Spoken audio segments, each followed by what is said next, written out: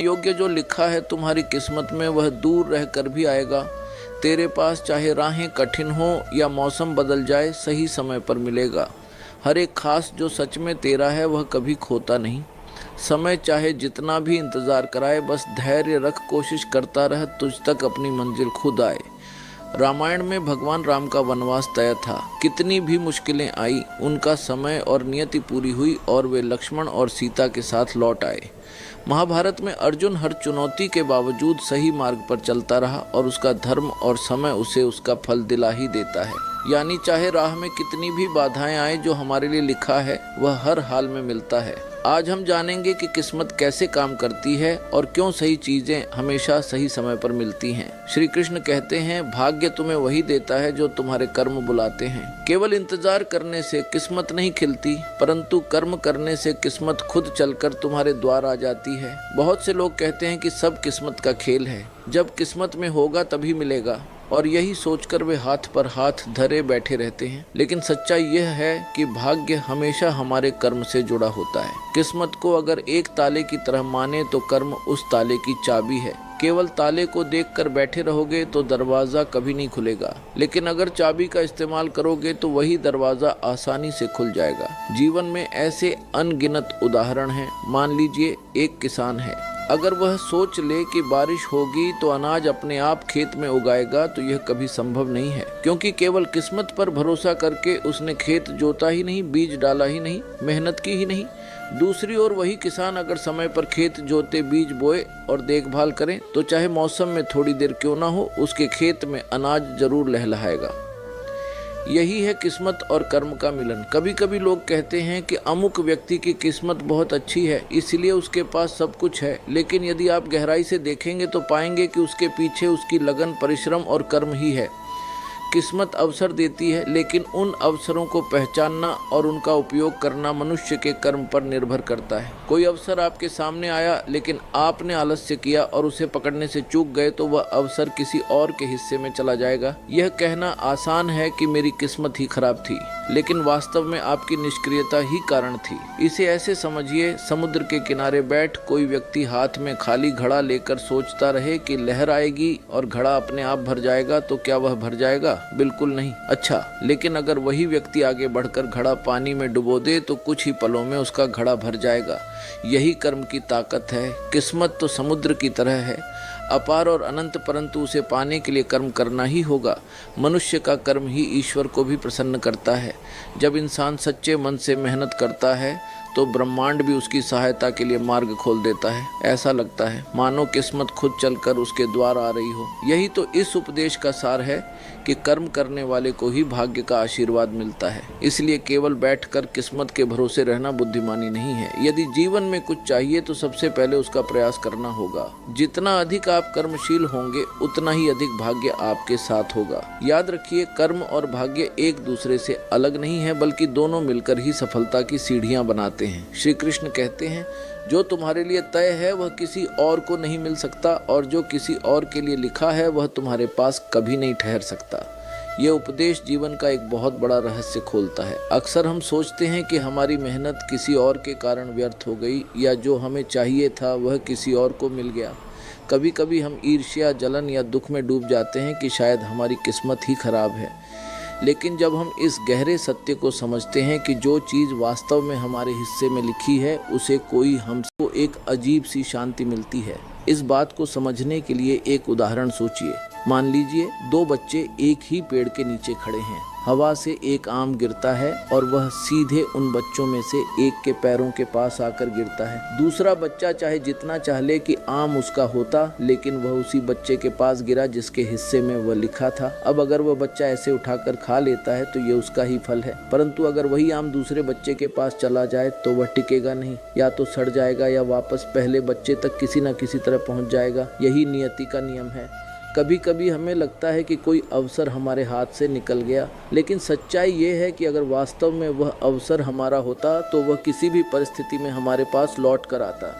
जीवन में जो चीज़ हमारे लिए बनी ही नहीं है, वह चाहे थोड़े समय के लिए हमारे पास आ भी जाए, लेकिन टिकेगी नहीं। उदाहरण के लिए, यदि कोई व्यक्ति धन प्राप्त कर भी ले, लेकिन वह धन उसके भाग्य में स्थायी नहीं है, तो अचानक कोई परिस्थिति आ जाएगी नुकसान, बीमारियां, खर्च और वह धन उससे चला जाएगा। इसका मतलब यह नहीं कि हमें कर्म करना छोड़ देना चाहिए, बल्कि इसका अर्थ है कि हमें कर्म करते समय हमें परिणाम की चिंता छोड़ देनी चाहिए, क्योंकि परिणाम हमारा नहीं, वह तो पहले से तय है।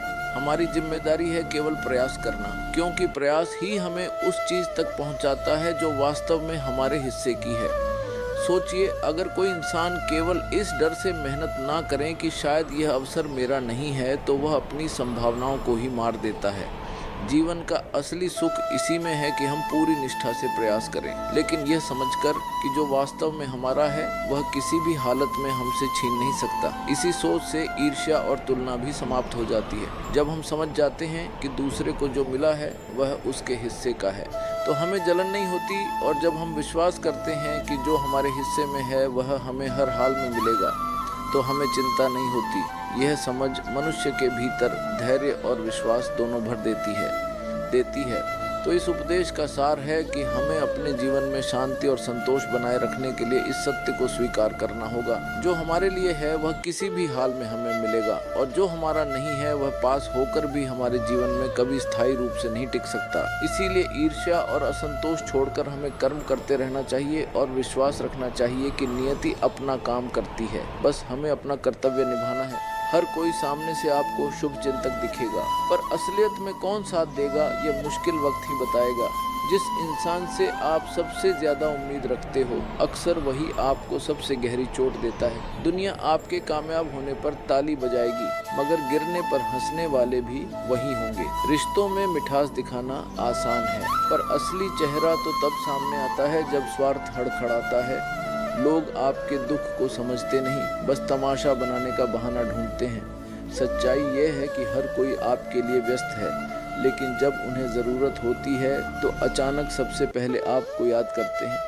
जिसे आप दिल से चाहते हो वही अक्सर आपकी कदर करना भूल जाता है। हर कोई आपके चेहरे पर मुस्कुराता है, लेकिन दिल में आपके लिए जगह कितनों के पास है, यह अलग सवाल है। लोगों को आपकी मेहनत नजर नहीं आती, पर आपकी छोटी सी गलती सबसे ज्यादा दिखाई देती है। रिश्ते निभाने के लिए जितनी बार आप झुकते हो, लोग उतनी बार आपको तोड़ने की कोशिश करते हैं। जिन्हें आप अपनी दुआओं में याद रखते हो, वही लोग कई बार आपके नाम को बदनाम करने में पीछे नहीं रहते। हर कोई कहता है कि वह सच्चा है, पर सच वही है जो वक्त की कसौटी पर खरा उतरे। आपकी अच्छाई को लोग आपकी कमजोरी समझ लेते हैं। दुनिया को फर्क नहीं पड़ता कि आपने क्या खोया, उन्हें बस ये दिखता है कि आपने क्या पाया। जो लोग हर वक्त आपको सलाह देते हैं, वही लोग आपके हालात को समझने की कोशिश नहीं करते। जो मंजिल तुम्हारी तकदीर में है वह तुम्हारे कदमों से बचकर कहीं नहीं जा सकती, चाहे राह कितनी भी कठिन क्यों न हो। जिन रिश्तों का साथ तुम्हें जीवन भर निभाना है, वे किसी मोड़ पर बिछड़कर भी लौट आते हैं, क्योंकि नियति उन्हें फिर से जोड़ देती है। कभी सोचो, जिन अवसरों को तुमने खो दिया उनमें से कुछ कभी तुम्हारे लिए बने ही नहीं थे, इसीलिए वे जा नहीं रहे थे बल्कि लौट रहे थे। तुम्हारी मेहनत का फल थोड़ी देर से जरूर मिल सकता है, लेकिन अगर वह तुम्हारे हिस्से में लिखा है तो कोई ताकत उसे छीन नहीं सकती। जिस दिन का इंतज़ार तुम्हारी तकदीर ने तय किया है, वही दिन तुम्हारी सबसे बड़ी सफलता को तुम्हारे सामने लाएगा। कभी किसी से तुलना मत करो, क्योंकि हर किसी के हिस्से की कहानी पहले से लिखी हुई है और तुम्हारी कहानी सिर्फ तुम्हारी है। अगर किसी सफ़र में तुम बार बार हार रहे हो तो समझ लो कि तुम्हारे लिए आगे कहीं बड़ी तैयारी करी है।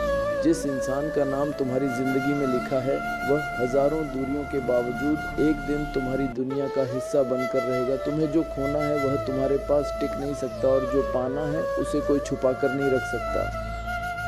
कभी कभी रास्ते इसलिए बदल जाते हैं ताकि किस्मत तुम्हें उस जगह पहुंचा सके जहां तुम्हें असली सुकून मिलेगा। तुम्हारे लिए जो खुशी तय की गई है वह देर से आ सकती है, लेकिन अधूरी नहीं रह सकती। अगर तुमने पूरे दिल से कुछ चाहा है और वह तुम्हारी तकदीर में है, तो पूरी दुनिया मिलकर भी तुम्हें उससे दूर नहीं कर सकती। किसी का छूट जाना अंत नहीं होता, बल्कि यह संकेत होता है कि तुम्हें वही मिलेगा जो सच में तुम्हारे जीवन के लिए लिखा गया है। हर सपना पूरा नहीं होता, क्योंकि किस्मत वही पूरे करती है जो तुम्हारी आत्मा की गहराई से जुड़ा हो, तुम्हारे हिस्से की रोशनी चाहे अंधेरों में छिपी हो, लेकिन जब वक्त आएगा तो वही रोशनी तुम्हारा रास्ता जगमगाएगी। जो दूसरों को गिरते देखने में मजा लेते हैं वह कभी खुद ऊपर नहीं उठ पाते। लोग तुम्हारे दुख में हमदर्दी जताएंगे पर तुम्हारे संघर्ष में साथ देने से रह जाएंगे। सच ये है कि दुनिया तुम्हें उसी दिन याद करेगी जिस दिन तुम्हारा कोई काम उन्हें फायदा पहुंचाएगा। रिश्ते निभाने की जिम्मेदारी हमेशा उसी के कंधों पर डाली जाती है जो चुप रहकर सब सह लेता है। तुम्हारी अच्छाई का फायदा लेने वाले लोग तुम्हें बदलते ही सबसे पहले तुम पर सवाल उठाएंगे